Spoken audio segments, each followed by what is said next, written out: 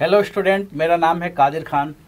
आज मैं आपको मिलवाने जा रहा हूँ मैथमेटिक्स के बहुत ही फेमस टीचर्स के साथ, जो यूट्यूब पे जिनके काफ़ी फॉलोअर्स हैं और उसके साथ साथ बहुत सारे मीडियम के थ्रू ये जुड़े हुए हैं, व्हाट्सएप वगैरह से भी। तो बहुत बड़े इनके पास टीचर्स की भी कम्युनिटी है और बच्चों की भी है। तो एग्ज़ाम डे जैसे जैसे नज़दीक आ रहा है तो बच्चों के ऊपर काफ़ी ज़्यादा प्रेशर बढ़ता जा रहा है। तो उस प्रेशर का इनके पास कुछ सॉल्यूशन है, उसके बारे में हम बात करेंगे एक एक करके। ठीक है, तो सर आप जवाब देंगे। बहुत सारे मैं सवाल लेकर आया हूँ, मेरे पास भी बच्चों के बहुत सारे सवाल आते रहते हैं जी। तो उसमें से कुछ सवाल हैं जिसका आपको रिस्पॉन्स करना है। सबसे बड़ा जो है क्रूशियल जो अभी टाइम है एग्जामिनेशन का, उसकी वजह से सब लोग सोचते हैं कुछ ऐसा फटाफट सॉल्यूशन मिल जाए जिसकी वजह से कुछ राहत तो मिले। कम मैथमेटिक्स के नाम से ऐसे भी बच्चे कांपते हैं, तो आप अगर उनकी कुछ हेल्प कर सकें। जैसे मैं आपसे पहला सवाल मेरे पास आया है कि बहुत कम टाइम बचा हुआ है बच्चों के पास ये एग्जामिनेशन के लिए, तो एग्जामिनेशन का जो प्रेशर है उसको कैसे बेयर करें, कैसे उस चीज़ को एडजस्ट करें अपने। देखिए बच्चों, नमस्कार आप सबको। मैं हूं बीके सिंह सर। एग्ज़ाम बहुत नज़दीक आ चुका है और प्रेशर तो स्वाभाविक है कि प्रेशर तो हर बच्चों को अभी इस समय जनरेट हो जाता। हम भी जब पढ़ते थे तो एग्ज़ाम के समय थोड़ा सा प्रेशर तो हमें भी रहता था इन सब चीज़ों का। लेकिन मैं आप सबसे यही कहना चाहता हूं कि ज़िंदगी के आखिरी पड़ाव जो है क्लास 10th नहीं है। अभी ज़िंदगी में बहुत सारे एग्ज़ाम बचे हैं। तो आप में से अब वो बच्चे जिन्होंने बहुत अच्छे तरीके से तैयारी कर रखी है, जिनकी तैयारी बहुत है, बहुत अपने दिल से सेटिस्फाइड हैं कि वो एग्ज़ाम को बिल्कुल बहुत अच्छे तरीके से वो अब फेस कर पाएंगे, तो प्रेशर तो उनके पास होना बिल्कुल ही बेकार है। दैट मीन्स कि तैयारी अगर अच्छी है तो प्रेशर बिल्कुल नहीं रखना चाहिए।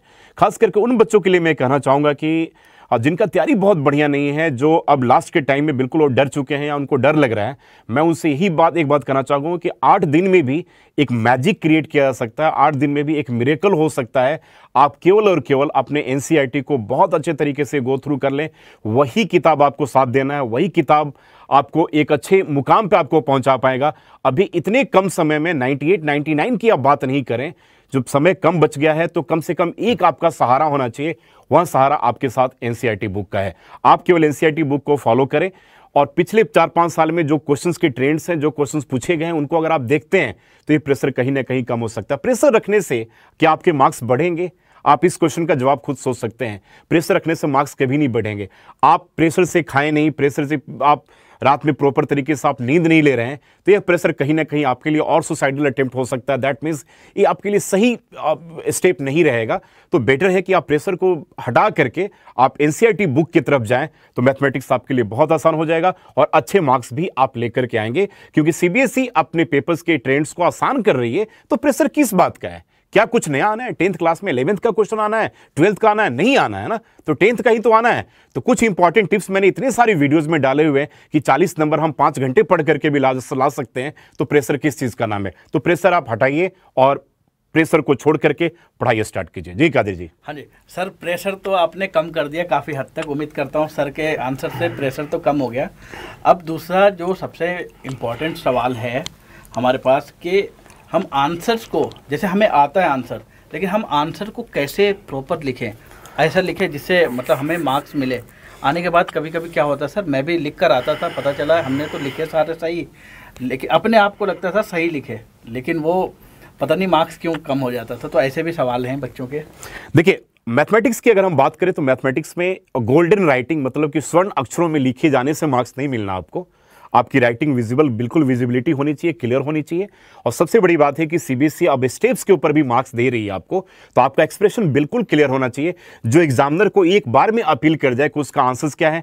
कुछ ऐसे फॉर्मूलेज हैं जो जरूर आपको लिखना चाहिए, खास करके ट्रिग्नोमेट्री में आइडेंटिटीज वगैरह के फॉर्मूलेज आइडेंटिटी के साथ मेंशन करना चाहिए। वॉल्यूम, सरफेस एरिया या एरिया रिलेटेड टू सर्कल के फॉर्मूलेज भी साथ में होने चाहिए। ठीक है, बाकी उसमें कोई स्वर्ण अक्षरों में अगर हम गोल्डन राइटिंग में लिखेंगे तो हमारे अच्छे मार्क्स आ जाएंगे। मैथ्स में ऐसा नहीं है, क्योंकि सोशल साइंस नहीं है, सोशल साइंस का पेपर नहीं है, मैथमेटिक्स का पेपर है। तो आपका कॉन्सेप्ट अगर क्लियर है तो आप बिल्कुल मार्क्स लेकर आएंगे, कहीं भी मार्क्स लाने में डिफिकल्टीज आपको नहीं होगी। तो पेपर क्लियर होना चाहिए। और एग्जाम, एक बात जरूर याद रखिएगा, एग्जाम में कोई भी क्वेश्चन आपका छूटना नहीं चाहिए, छूटना नहीं चाहिए। ठीक है, तो राइटिंग बहुत ज्यादा मैटर नहीं करता है। ठीक है, आप अपने आंसर्स को प्रॉपर तरीके से लिखें ताकि एग्जामिनर को आपकी बात समझ में आ जाए कि आप क्या कहना चाह रहे हैं, क्योंकि एग्जामिनर आपसे नोन नहीं है, आपके स्कूल का टीचर नहीं है। आपका पेपर डिफरेंट स्कूल में जा रहा है और वहां के टीचर्स आपके पेपर को चेक कर रहे हैं। मान लीजिए कि मैं एक बच्चा एक्स को पढ़ाता हूं और एक्स मेरे क्लास में बहुत बढ़िया शुरू से परफॉर्म करता है, लेकिन एग्जाम के समय अगर वो अच्छा मार्क्स नहीं लेता है तो मैं सिंस उसका टीचर हूं तो मैं उसके पेपर को दोबारा देखता हूं, यार कि क्या हो गया, इस बच्चे ने अच्छे मार्क्स नहीं लेकर आए। लेकिन वही बात अगर एक नए बच्चे का हमारे पास पेपर है तो उस बच्चे के बारे में मैं नहीं जानता हूं, तो उस केस में हम क्या करेंगे? तो भाई ठीक है, उस केस में आपका कम से कम एक्सप्रेशन क्लियर होना चाहिए, नहीं तो आपके पास टैलेंट होने के बाद भी आपके मार्क्स कम हो सकते हैं।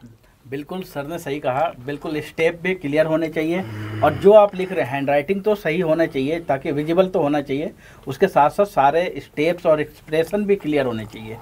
ठीक सर, बहुत अच्छा आपका आंसर। थैंक यू कादिर जी। आप सर हमारे वक्त भी अगर ऐसे टीचर होते तो मैथमेटिक्स में कुछ नंबर मैं भी स्कोर चलिए, आप अच्छे पोस्ट में आज आप, ठीक है, तो हर लोग को पढ़ करके एक अच्छे पोस्ट पे पहुंचना होता है, आप वहाँ पहुंचे हुए हैं। बिल्कुल। अच्छा सर, एक चीज़ मुझे बताएंगे, जी। बहुत सारे सब्जेक्ट्स को पढ़ने के डिफरेंट तरीके हैं।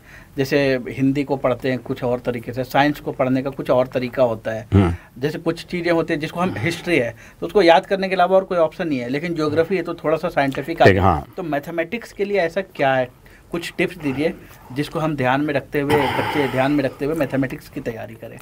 देखिए, मैथमेटिक्स में जो डर है ना वो बेकार का डर है।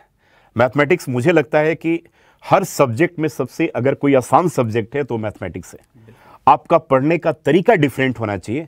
जैसे आशीष खेरा ने बड़ा अच्छा कहा है कि winners don't do different things, they do the things differently. जीतने वाले कोई अलग काम नहीं करते, हर काम को अलग तरीके से करते हैं। केवल आपका पढ़ने का तरीका थोड़ा डिफरेंट होना चाहिए और आपको डूज एंड डोंट्स की पहचान होनी चाहिए। अभी आप ये सोचिए कि एग्जाम का समय इतना कम बच गया है, कुछ बच्चे मुझे यूट्यूब पे या मेरे व्हाट्सएप पे इतने बेकार की क्वेश्चंस पूछते हैं जो इस टाइम में, ठीक है, तो आपका केवल पढ़ने का तरीका अलग होना चाहिए। तरीका क्या अलग होगा भाई? ठीक है, तो मैं बार बार ये कहता हूं कि एनसीईआरटी बुक आपके लिए बाइबल, रामायण, गीता, महाभारत, कुरान, गुरु ग्रंथ साहिब सब कुछ वही है। आप उसको पढ़ करके, एनसीईआरटी किताब को पढ़कर, एनसीईआरटी किताब का सॉल्व और अनसॉल्व एग्जाम्पल के अगर आप अच्छे तरीके से कर लें तो 80 में 65-70 नंबर बड़े आप आसानी से लेकर आ सकते हैं। बहुत आसानी, कहीं भी आपको डिफिकल्टीज नहीं होगी।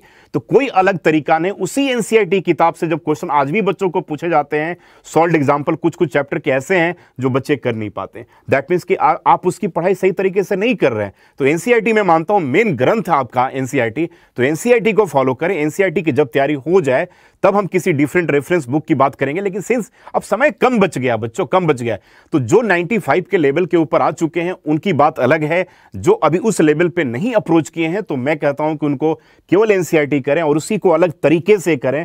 ठीक है, उनका करने का तरीका होना चाहिए, डूज एंड डोंट्स की पहचान होनी चाहिए। और बाहर के गूगल हो या यूट्यूब हो या 10 तरह के चैनल हो जहां से आप क्वेश्चन पेपर्स लेकर के आते हो, करते हो, वो बिल्कुल गलत तरीका है। आप केवल एनसीईआरटी बुक को पहचाने और 5-6 साल के ट्रेंड्स को देख लें तो बच्चे अच्छे मार्क्स ला सकते हैं। सर, इसी से मिलता जुलता मेरे पास सवाल है एक आपके लिए, इस बार का बोर्ड पेपर कैसा होगा? सबसे इम्पोर्टेंट ये सवाल आपके लिए इसलिए है कि आप 18 साल 20 साल से आप पढ़ाते आ रहे हैं और आपका, मैंने जहाँ तक मुझे पता है कि आप जो भी गेस करते हैं आपके बच्चे उतनी तैयारी करते हैं उसी 10-15 दिनों के पीरियड में, और उसमें से आपने जैसे कहा 60 to 65%, ये 60 to 65 मार्क्स स्कोर करना 80 में से कोई बहुत बड़ी बात नहीं है।